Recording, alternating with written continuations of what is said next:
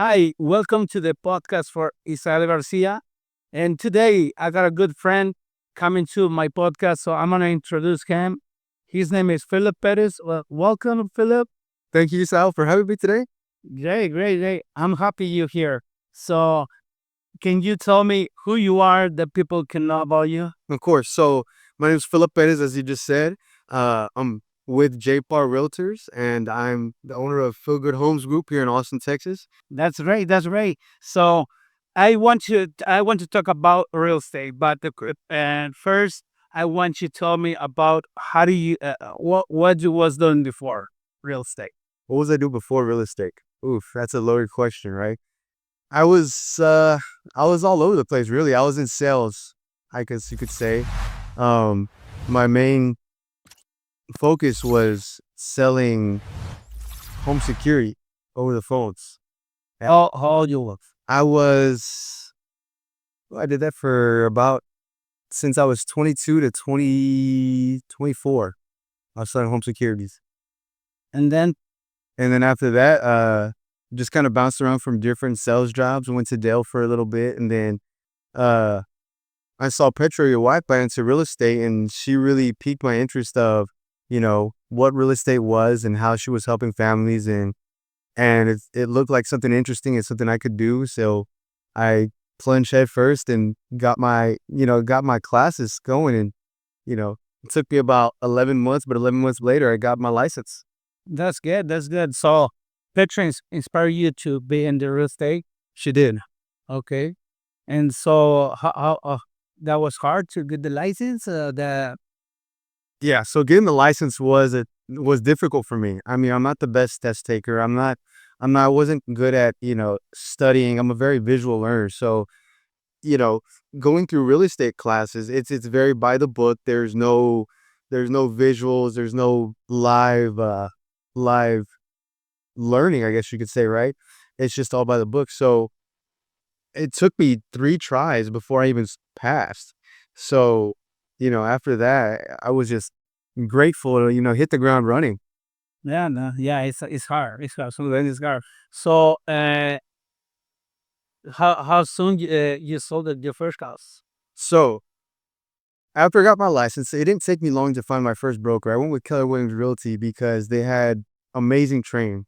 Right out the door, I started cold calling, and it I had a lot of nerves, but about 6 months later, staying consistent and, staying hungry, I got my first listing. And you was pretty young, so you was what 25, I was 25.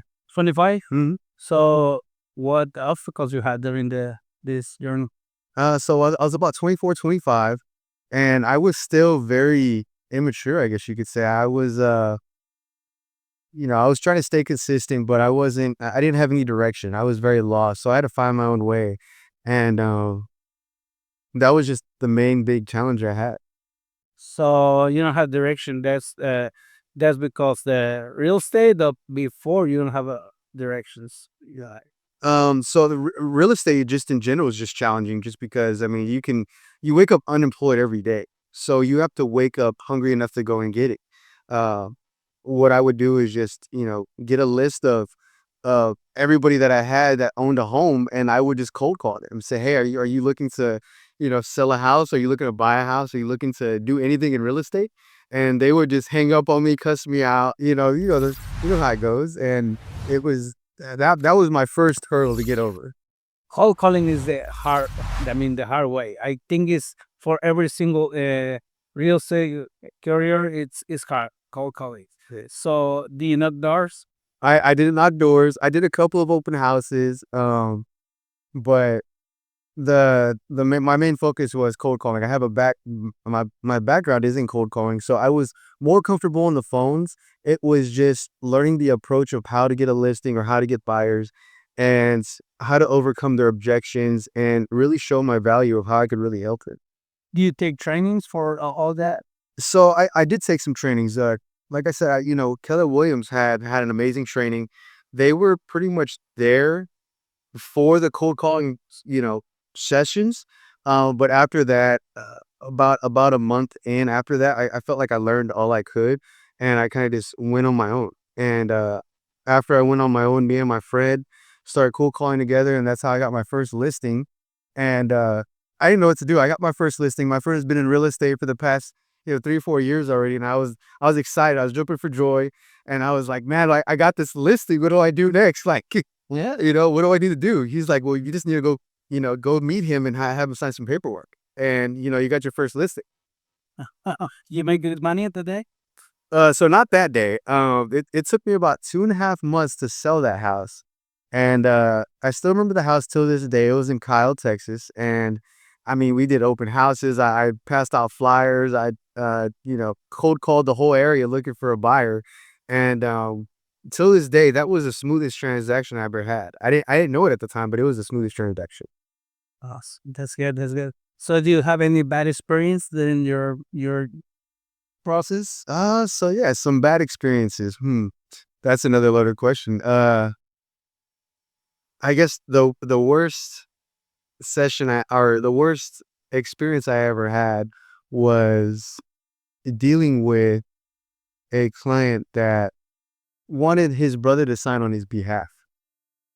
And at the time, I didn't know anything about, who could sign a contract, this and that. I was very nervous. I didn't have any support system or anything like that. And, the guy said that, go ahead and let him sign. It's fine.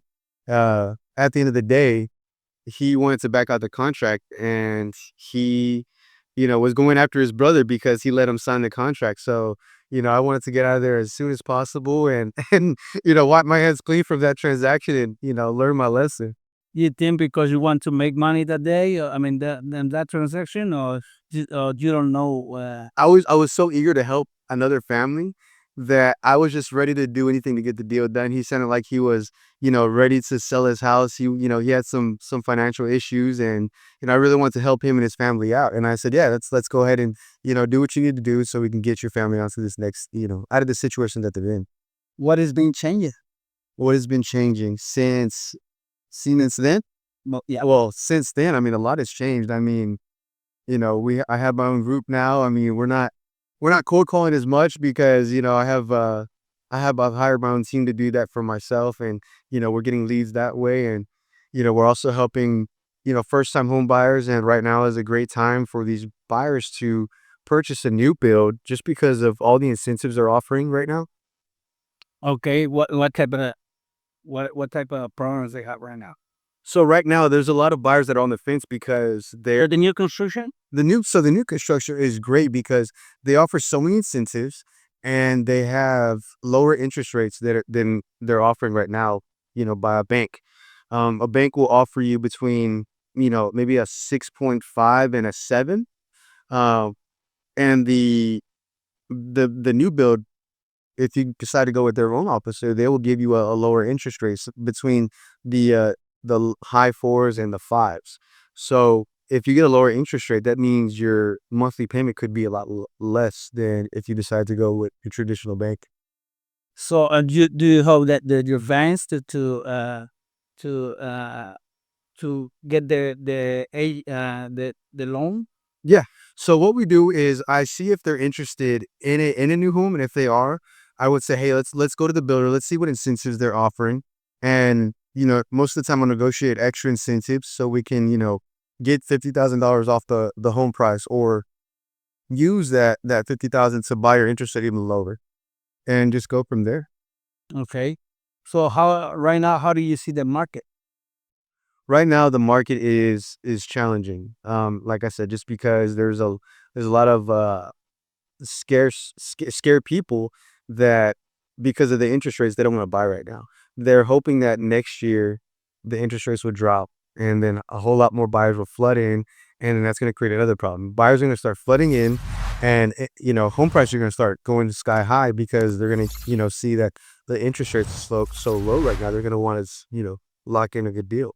So what I hear is like it's good time to buy because no matter what if the prices increase, that could be a time to refinance or not. So refinancing, if you're gonna, if like, let's say the interest rates are dropping back down to a 3, and let's say your interest rate's a 7 right now, then yes, definitely refinance, right? Because that's gonna lower your interest rate. That's gonna lower your monthly payment. So you'll be saving a lot more money that way every month. Oh, okay, okay. What about for sellers? Sellers, oof. Right now it's tough for sellers. I mean, homes are lasting some. I've seen some for 200 plus days on the market, depending on the price point. Some of these sellers, bought it at the height of what, 2021, and they overpay. The house is only worth 300,000 now. They probably bought it for 420, and now they can't sell. They'll owe the money bank, or they'll owe the bank money if they end up selling. So what do you recommend right now? What when For people in that situation, I mean, I recommend if you ready to sell your house, I mean, you need to stay in it, because I mean, you're not going to profit anything. If you're looking to buy right now is the time to buy, just because, like I said, the new constructions are going to be the way to go right here, because they're offering your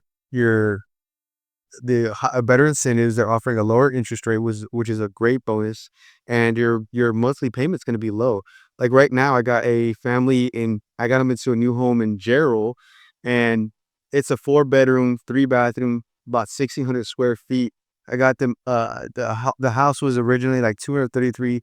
I got them down to 195,000 house. Their interest rate's a 5.4, and their monthly payments around $1,500. oh wow, it's really good. That's really What about the buy a land? Is there an opportunities right now? to buy land. Oh yeah, land is like gold. I mean, if you buy land today, it's always going to increase in value tomorrow. Especially as people who own the land for many years. Yes, there's people that own land for many years, and they bought it for $25,000 a whole acre sometimes, and they can sell it for 150, $200,000 sometimes, depending on where it's at. Yeah. Do you hear it's a lot of foreclosure right now, and there are not too many trying? So I've dealt with a few foreclosures, and those are always a struggle. But when you can help those families out, it's always a it's always a great experience to see their smile, when they're in such a bad position that they're just really willing to do anything to come out of that and go into their next living situation. Yeah. So how is that good for you to have a good relationship with the with more partners of in your team? Like more do you have loan officers like you have a Yeah. so I don't Yeah, so in my team, we have a loan officer that, it only takes maybe a day at the most to get you pre-approved. We have title companies that will, help facilitate the transaction. And I mean, it usually takes from the day you go under contract, 30 days later, you'll, be a new homeowner. okay, okay, that's good. So what do you recommend for people who wants to start doing real estate?